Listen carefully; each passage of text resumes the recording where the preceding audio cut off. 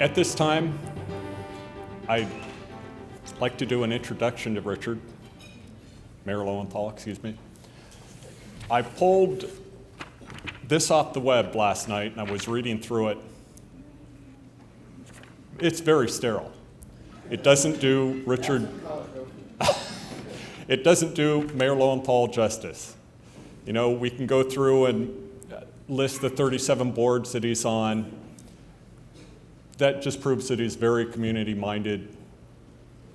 We could go through and we could talk about what he did in high tech, how he started his own businesses, moved up through the ranks, did all that good stuff. We could talk about how he went to Berkeley. We could talk about how old he is. Okay, we'll do that. But what this doesn't say is that I've had the fortune of knowing Richard. I have the great fortune of calling him a friend. And as a friend, sometimes it isn't easy to talk about what you're doing wrong. On one-on-one, Richard can really be brutal. However, I've walked away from every time I've met with him and I said, man, I don't know if I like that one, and came away a better person. I really appreciate that. One of the other things that really struck me is that at one point, the last time you were mayor, your daughter got up there and said, you know, I just want to thank Dad for always being there when I needed help with math homework. And for me, that says a lot.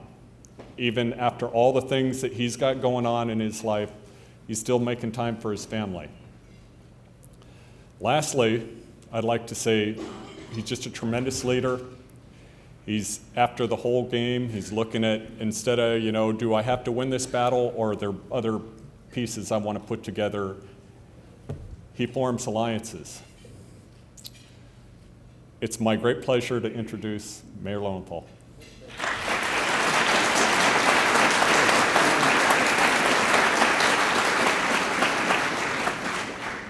Well, I would say that's the finest introduction I've ever had, and I thank you very much for that, Mark. I was asked who I wanted to have introduce me today, and there was no question that it would be Mark. Not only because Mark's a friend, but because I think it signifies the partnership that we feel in the city between Rotary and the city and the Chamber. So I am very proud to stand next to Mark as we help our city be the best it can be. I want to thank again the Rotary and the Chamber for putting on this important event. It is very important to the residents, and you can tell that by the numbers of emails I get for people that want to get in for free. And it's quite a few. There is some resistance to paying to see me, but it doesn't bother me much. I want to talk a little bit about the Chamber of Commerce. The Chamber of Commerce supports our business, and business is the lifeblood of our city. And more so than most cities, we are very dependent on sales tax in Cupertino, and I'll get into that later. But the businesses are our friends. The Chamber supports the businesses. We fight sometimes because the Chamber demands things for the good of business, and we are happy you do that. And I want to just thank the entire Chamber Board and its membership with one more round of applause, please.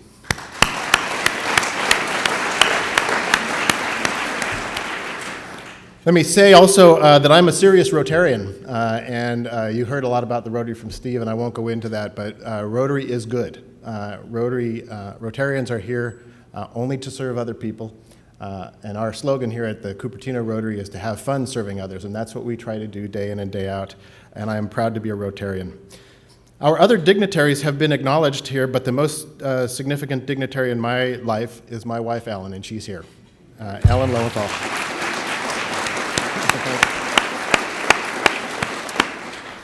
I also want to acknowledge my colleagues here, Patrick, who just flew in from some meeting he had to chair somewhere, Vice Mayor Chris Wang, Orrin Mahoney, and Dolly, who is on her way. They are the political side of the city team. They are my colleagues. you can't get anything done. The first thing you find out when you become a council member is you have no power, because unless you have friends, unless you have 2 people that will vote with you at least, hopefully 4, you can't get anything done.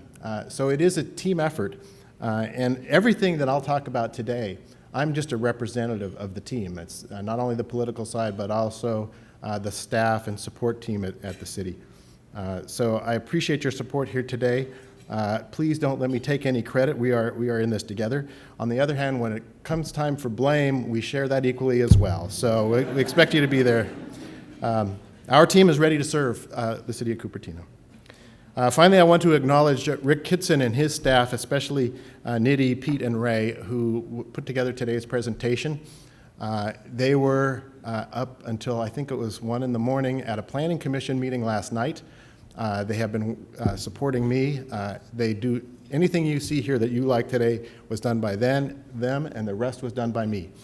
They are great, and Rick, you have a fabulous staff. So let's start off with a little bit of their work. If you could run the video, please. A little picture of Cupertino.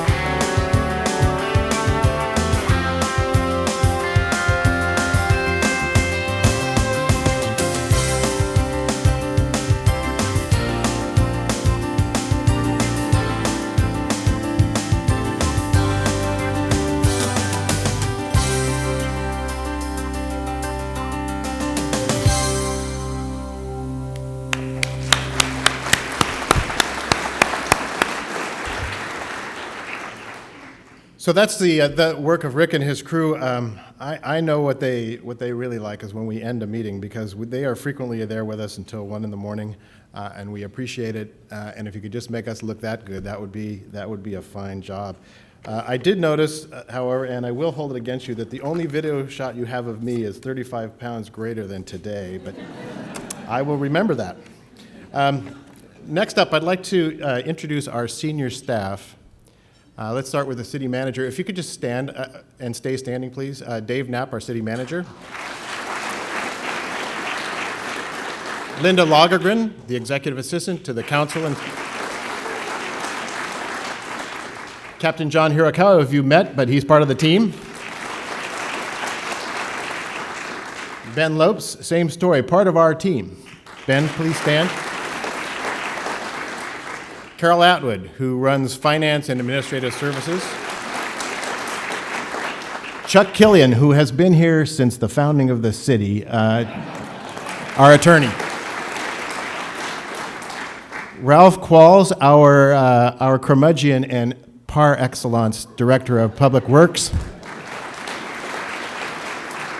Steve Piasecki, who shapes our city.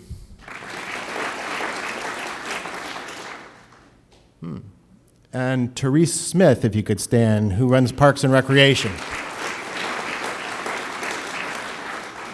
Rick Kitson's over there. Please stand and stay standing. And Kim Smith, our city clerk, and the best friend a council member could have.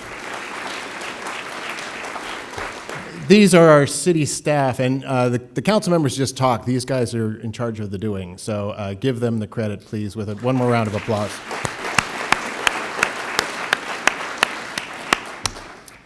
Thank you for that. So let's talk a little bit about Cupertino, and what is Cupertino?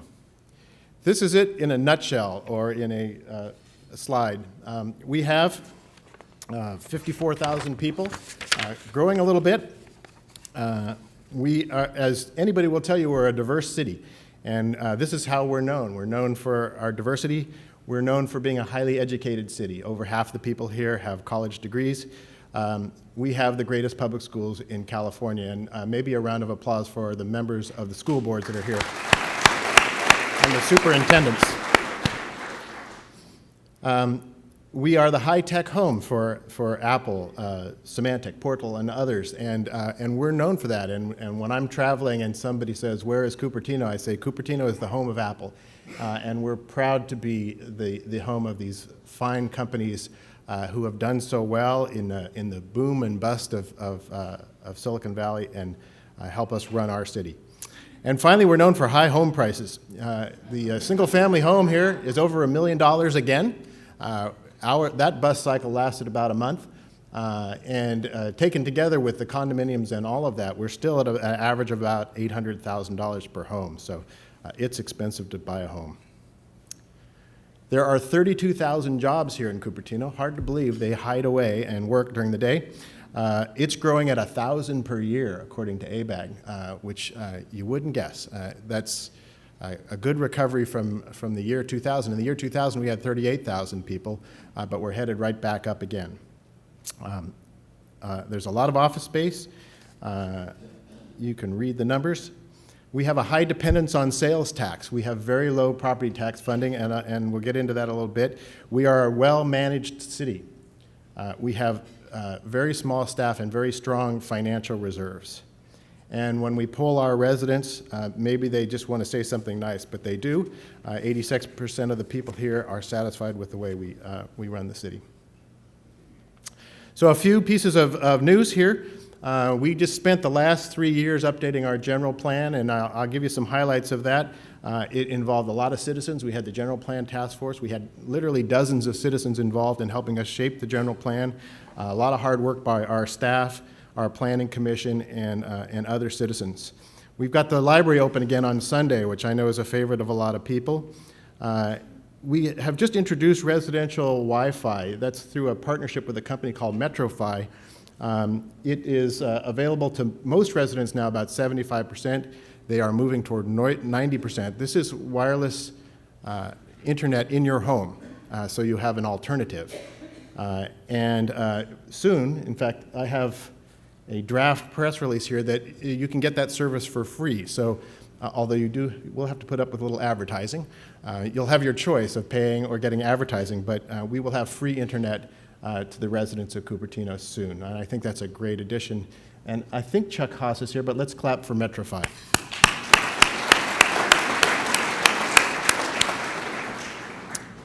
The AMC theaters are under construction, and that's big news. Many of us thought we'd never see the day. I think from the day that I got involved in the city, we've been talking about the revitalization of Valco. And I have to say, although I'm not a big fan of construction, I grin when I see the cranes over there on Wolf Road, and I urge you to go by and feel good about the revitalization of Valco. Our reserves are above plan. After 5 years of financial pain, we have turned the corner.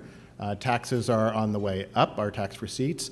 The city is on a solid ground, and I'll give you some numbers in a minute. Sometimes the small things are what matter. And residents came to us and said they didn't like our recycling program. We entered into discussions with Los Altos Garbage, part of NorCal Waste, and we fixed it. Basically, there you go. There's a resident. Frankly, I hated the little bins. And worse than that, on rainy days, I hated having to figure out how to cover my recycling. And this is a great service. It's weekly now instead of bi-weekly, and your yard waste goes every week. And it's just something that we worked out at no cost to you with Los Altos Garbage. And I think John Zarelli is here, the president of Los Altos Garbage.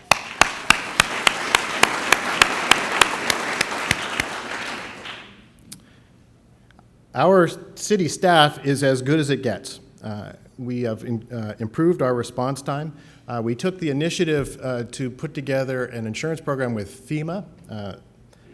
We see the good side of FEMA here. The result of that is for our residents who have to have flood insurance, they get 10% off their rates now. So that was just one of the things we poke our nose into to provide services to you. Every year we win awards. It is far more than our share.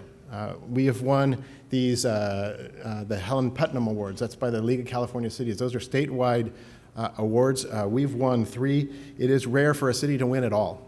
And every year we win awards in finance, and there is nobody better and no bigger award winner than Carol Atwood, who runs finance for the city.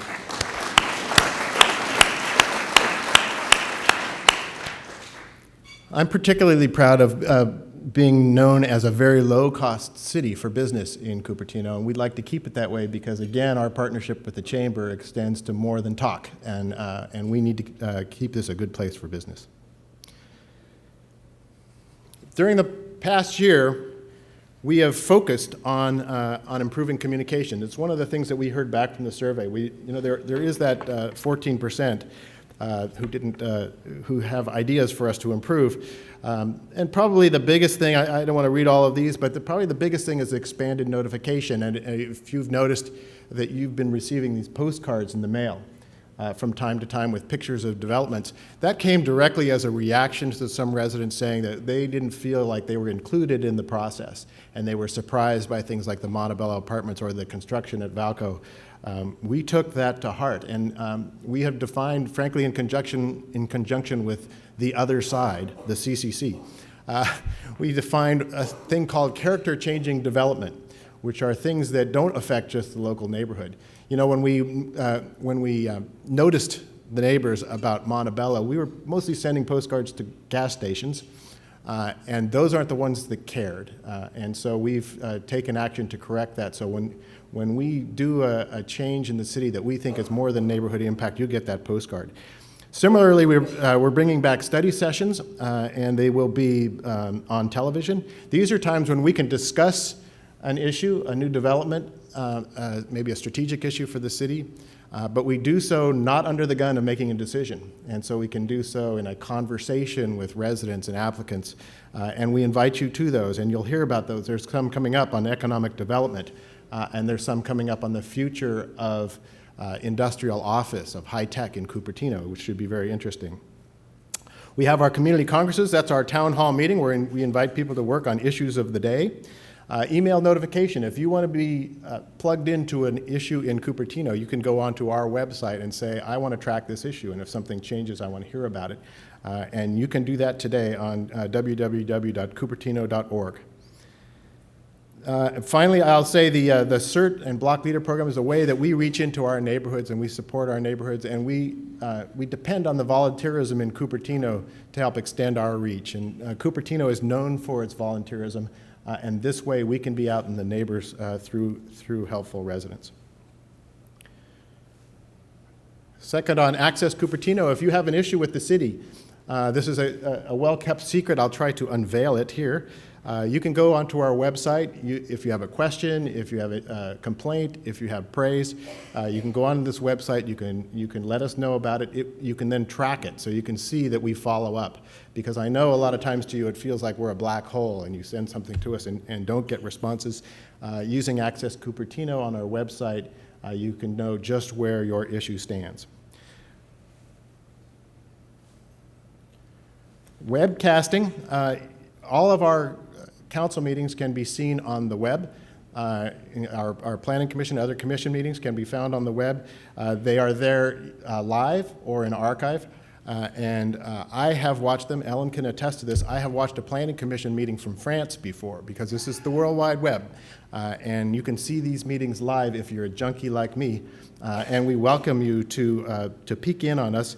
And if you don't get enough today, you can watch this a little later today on the webcast. So if you didn't get enough of the state of the city, feel free to watch tonight again. A little bit about our tools. We want to bring our residents into the planning process to the extent that they want to. Map Guide is a very interesting thing. Again, it's on our website. You can see aerials of the entire city. You can see your home from the top. You can see if your fence line looks about right with your neighbors. You can get information about your home. You can click on your parcel number and find out when your home was built and transferred. It's very interesting. You can find out a little bit about the neighbors too, if that's what you like. And there's more detail you can find about the demographics in your community, what your local schools are. You can even take a tour down our major streets on the web. So you'll actually get a visual tour of going down Stevens Creek Boulevard or De Anza Boulevard. You'll see the stores there, and you can get a feeling for where things are and where new developments are. And this is just to assist you in understanding what we do at City Hall. So I want to talk about one of my favorite topics here, money. Everybody wants to know about the money and how we are doing at City Hall. Cupertino is a conservative city fiscally. We have a very, very small staff. We pride ourselves on our ability to use other people's money, and we're good at it. And we maintain prudent reserves. This is an example of using other people's money. I was corrected earlier today by Therese, who tells me that we have, for instance, got grants of nearly $4 million to work on a project there at the Stevens Creek corridor. You'll see $9 million for doing a pedestrian and bicycle bridge over Highway 280. We like to use other people's money other than our local funds, and we are out there on the looks for it. And I have to say the staff drives this, not the council. The staff goes out and finds these pockets. These are pretty big pockets of money. That's what politicians do, especially up in the state, is they put away little pockets of money. What we do is go find them.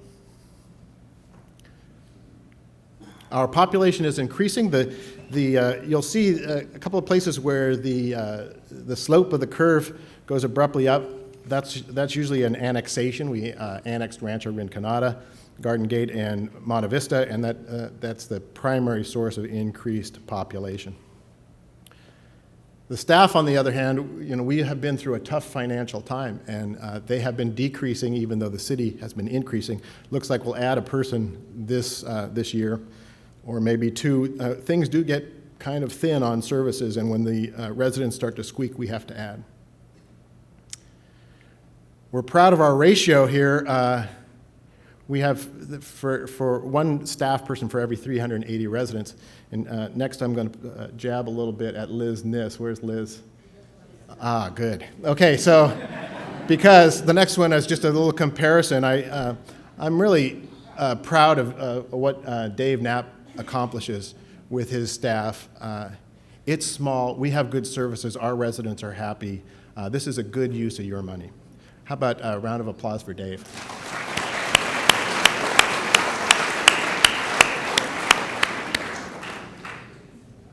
I'll bet Liz hears about it. You can see here how we spend our money. Mostly goes to Ralph, not personally, but to take care of our streets. So Public Works is the largest single use of funds, and the cops are next up. We take care of our parks. You'll see your council is very cheap. We're at 1% there, so don't blame it on us. The money comes from, and this has changed a bit, sales tax has dropped. When I joined the council, it was 36%. It's now down to 27%. What happened is in 2000, when the dot-com bust happened and we had essentially a recession here, we had to find other sources to keep the city running. And so we have beefed up other sources, and some people are feeling the pain and increased permit fees and fines.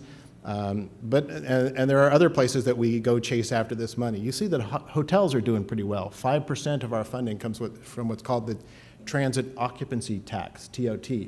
We like that kind of tax because we're taxing somebody else then and feel good about that. But it does pull its weight, and it is significant to us. We like hotels. One of the reasons that the hotel tax is well loved by local government is that the state never gets their hands on it. And Dave tells me that we are entitled to go with a money bag and walk to the Cypress Hotel and collect that money ourselves should the state get their hands on it. So that's comforting.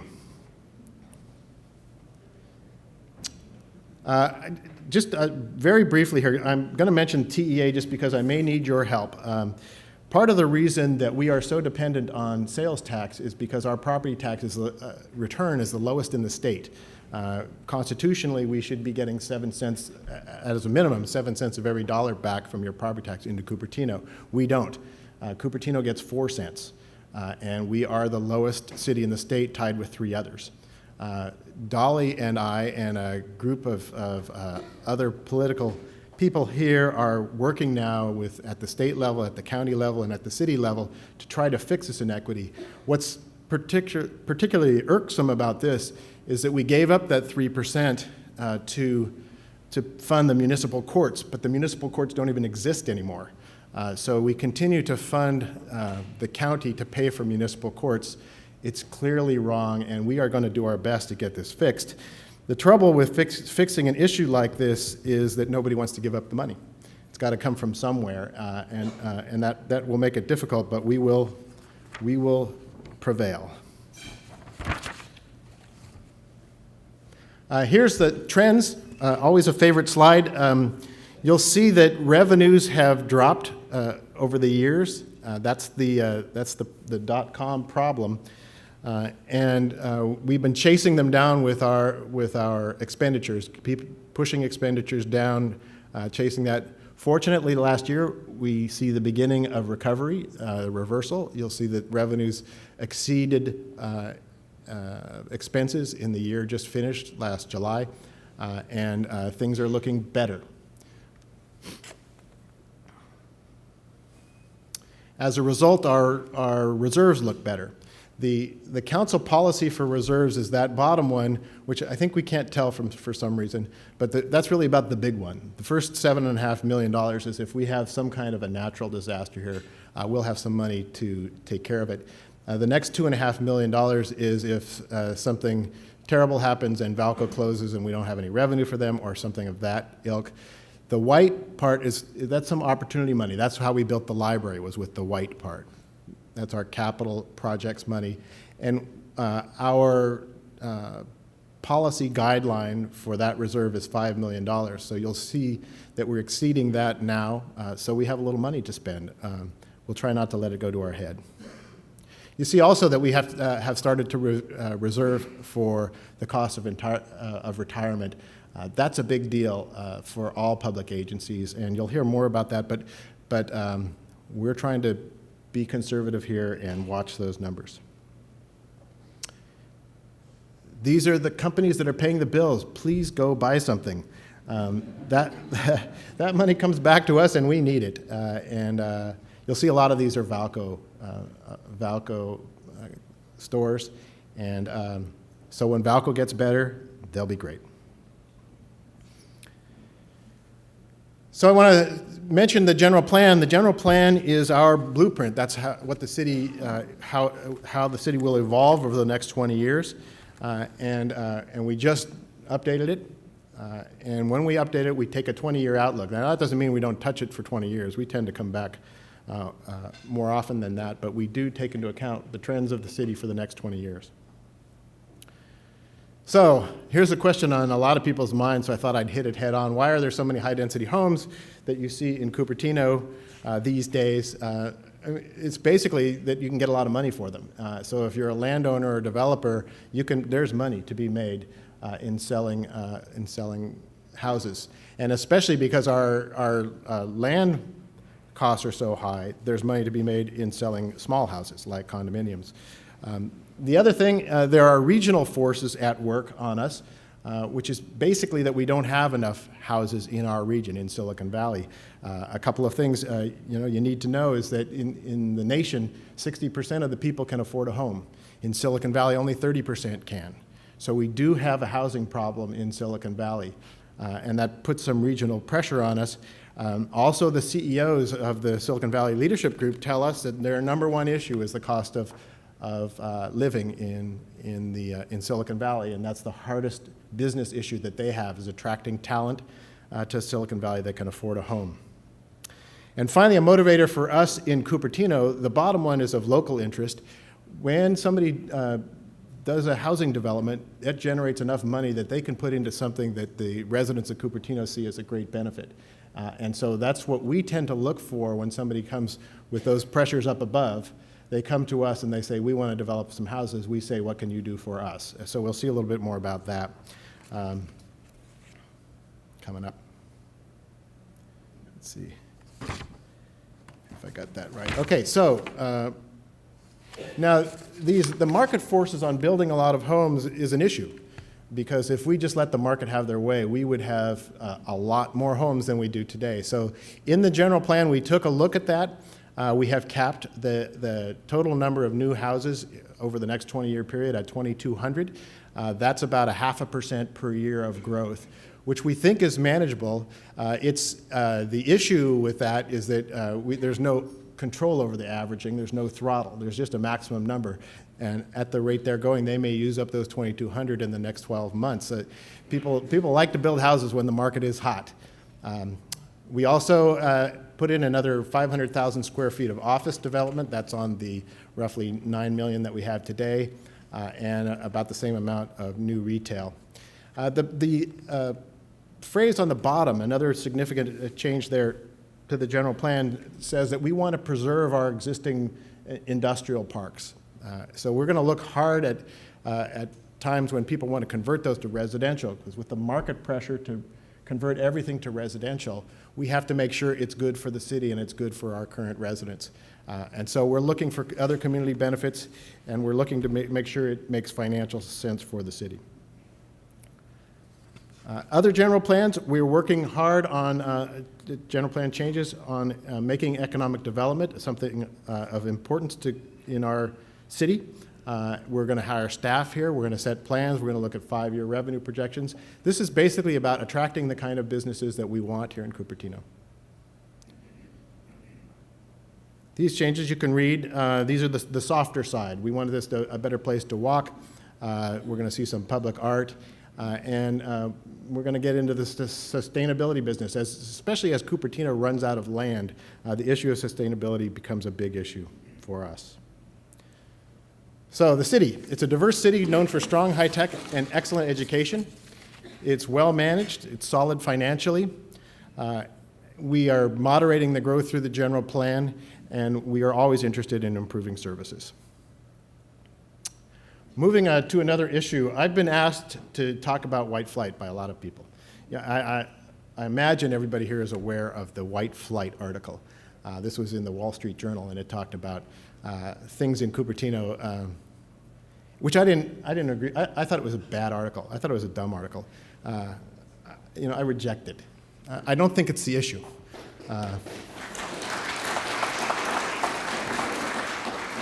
That article is focused on kind of the high school experience, and the high school experience is a small portion of a person's life. And I'm looking at this from a different viewpoint, and I have a few things here. Props. Let's do this one first. Glass, half full or half empty.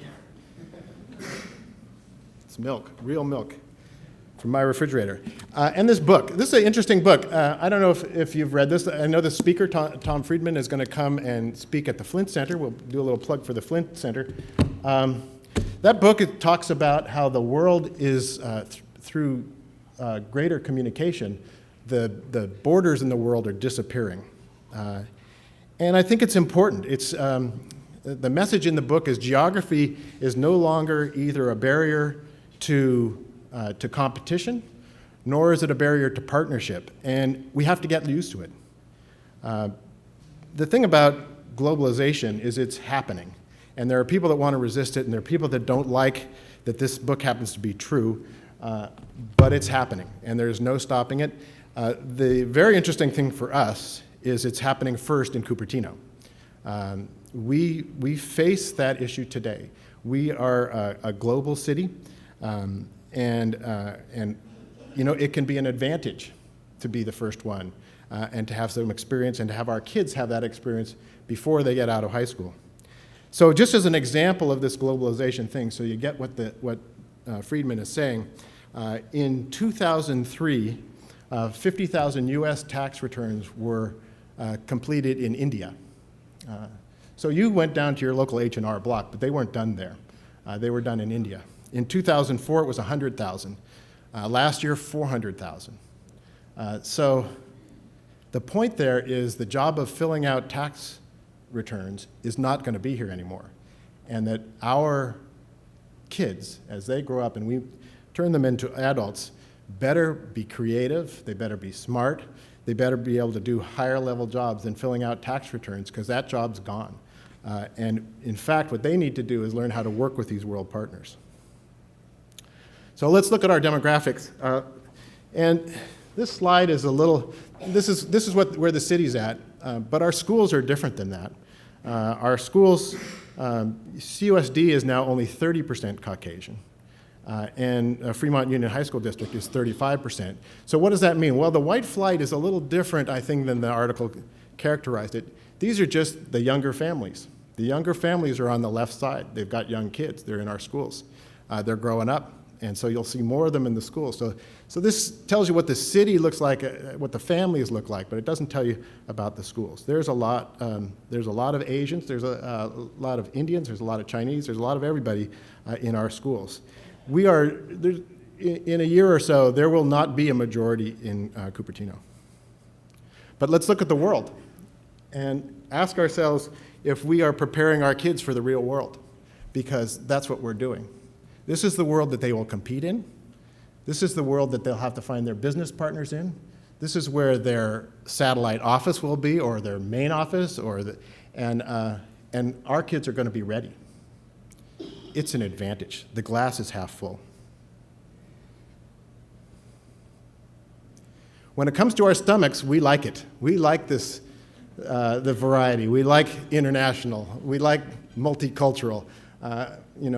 We like Mexican food and Chinese food and Italian food. And so we got it on our stomachs. Multiculturalism is a good thing.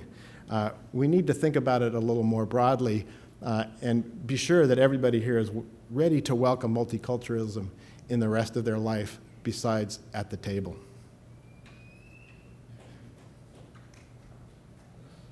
This is the latest one. People playing cricket in Cupertino. It's coming too, and we need to be open to it. That's the real world, and we want to be sure that our kids are ready. So, we are growing kids into adults that are ready for the global economy. They'll have to compete with the best in the world. That's a new thing. There are no more barriers. Good education is key, and we are the best. That's the key to getting through this change. India and China are our partners and competitors. The businesses that stay in Silicon Valley will require creativity. They'll require brains. They will require the very best international business acumen, people that are experienced on the international level. And our kids are going to be ready. And finally, think of cultural variety the way you think of a restaurant choice. It's a good thing. So that's my reaction to the White Flight article. Okay, moving on. We've talked about where we are. Now the question is, where should we go?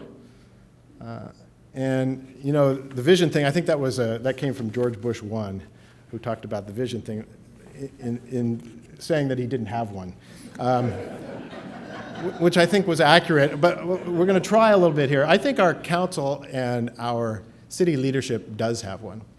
So I went through the campaign slogans for the November elections, and they were all very, very similar to that top line. Make Cupertino an even better place to live, work, and raise a family. It used to be make Cupertino, we left off the even greater part, just great. But I think they're acknowledging the facts that Cupertino is a great place for your home and a great place to work. It's certainly a great place to get an education. What we could use more of are things to do. So let's look at that. Restaurants, movies, shopping, and parks. First up is Valco. I think you've probably heard a lot about Valco, but there are some interesting aspects to the project. It is more than the 16-screen AMC theaters, but they are very important to this. And they will be going there sort of between Sears and Macy's. They're in construction. But also over there by Penny's. That's kind of a dead corner now. It's sort of a submerged, half-submerged parking lot, and nothing going on. This is the northeast corner of Wolf and Valco Parkway, just by the bridge there. This will be energized with new retail, with a pedestrian retail. You'll feel like walking there. It'll be an outdoor experience, which is new for Valco. New good shops. They even kind of prettied up JCPenney there to look like something great. And it's going to feel like something great. Right across the street, right across Valco Parkway, in what's called the Rose Bowl. The Rose Bowl is a hole in the ground. It's a big hole in the ground, but instead you see we have this idea, and the developer and owner of Valco has this plan to create sort of the like a mini Santana Row. You see, it's a mixed-use thing, large retail on the bottom, residential on top. These two together are going to energize that street. That's a nothing street now. If you drive it down it now, there's no cars and nobody. But this is going to be a new and wonderful pedestrian environment for us.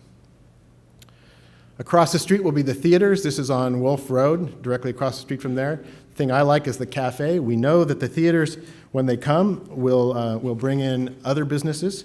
They are dying to see Valco be reinvigorated so that they can succeed too. Where are we? Structural work's begun on the cinema. You can see the steel going up. The theater is going to attract quality new retailers, and those other retailer contracts are in negotiation now. We have the condominium controversy. Valco wants to build some homes in the back of their property. They want to use it in order to generate some more money to plow into Valco. They've already committed $200 million into the project, and they're looking for a way of getting some more money. Our job is to figure out how to make sure Valco moves ahead, but protect the neighborhood. And that's the toughest job of a council, because we want to have our both sides that. We want to have a win-win for everybody. Other things, new things, there's a new Whole Foods coming. This is at the Anderson Chevrolet site. This will be the biggest one that they've ever built, 68,000 square feet. The current one is 30,000 square feet. It's going to have this, you see a large outdoor eating area. It's going to have a cooking school inside. And best of news for people that are regular Whole Foods shopper like we are, it's going to have plenty of parking, more parking than we asked for. So we're happy about that. I see a representative here of HP. This is some land that they own. There's a proposal here by Toll Brothers to build an interesting project. You know, I mentioned before the interest that Cupertino has in these housing projects is whether we can see how to use that to fund other interesting things for our residents, our current residents. And so what you'll see here, the lower left-hand corner, you see a new 3.5-acre park, which is being proposed by Toll, should they build their homes. And then in there in the middle is a new mall, a new shopping center. In the back, they're looking for a bookstore. They're in negotiation with bookstore players and with some of these boutique markets. And then directly across the street from that park, from the 3.5-acre park, is a line of pedestrian retail. So this is another street currently dead, Finch Avenue, that will now have a very large park and places to go shop, get something to eat, go have a picnic across the street. And with good design here, this is the kind of thing we can get working with a developer. They get to build some houses. We get a great new park for the city and some really fabulous retail. Here's one that just opened up yesterday, Lucky Cupertino. This is right across the street from City Hall. The dentists move into the other building there. This is going to be a great little community. It's going to be homes. It's going to be more retail than that, several stores. And there's a new half-acre park there right at City Hall. And of course, they'll have their professional services handy. If you need to go to the dentist or doctor a lot, this is a good place to live. But we're excited about it because it has that pedestrian feel, good integration with the Civic Center, and a nice restaurant. This is going on all over the city. I'm not going to read the whole list. These pedestrian-oriented retail shops are working very well. You know, the complaints we get at Panera Bread and Pizza are about parking, which frankly we'd love to solve, but we like hearing about a little bit. There have been times when we didn't have enough parking problems. Now we have some to solve, and we're happy about that, frankly. There's a few others. Coffee Society at the library. Boulanger, interesting. Boulanger has got a little bit of an experiment in it. You need to walk there because the parking is a half block away, and there's essentially unlimited parking a half block away. People complain about that because we are used to driving right up to the door. But frankly, we would like to see people walking a little more. You can blame some of that on us because we like to see people out of their cars. It's the whole idea of this pedestrian retail that you might park once and shop twice. That's a way to think of it. And there is plenty of parking if you don't mind taking a little stroll. So other things to do besides shop and eat, we're going to put some emphasis going forward on parks and trails. We've recently opened the new trail at Saratoga San Tomas Creek. There's a new one that just opened up at Oak Valley. This is a pedestrian and equestrian trail. In that Toll Brothers project, there's a creek trail proposed. You'll see, we talked about earlier, a pedestrian and bicycle bridge over 280. This is connecting Homestead High School with kind of the Oaks Shopping Center neighborhood. Couldn't read these others. We saw about the park. The big one, though, for me is the Stevens Creek Park. Well, this is this pedestrian and bike bridge. This will be a landmark in Cupertino, and frankly will signal to people that we are interested in bicycles, in walking, in something besides driving. Okay, so the Stevens Creek, now I give this a new name, and Therese may not like it, and maybe the Parks and Rec Commission will want to come up with something, but I came up with a name. And here's the deal. What would you do if you found 60 acres and decided not to put any houses on it? It's got a wild creek, it's got a nature preserve, it's got an orange grove and a walnut grove, it's got farm animals and community vegetable gardens, and it's got historic buildings. Other cities have their nature parks. We own this. It's just that you don't go. And you don't go because we charge you $8, I think, to go in. And we expect big groups from Yahoo to come and rent the place. But we want to change that.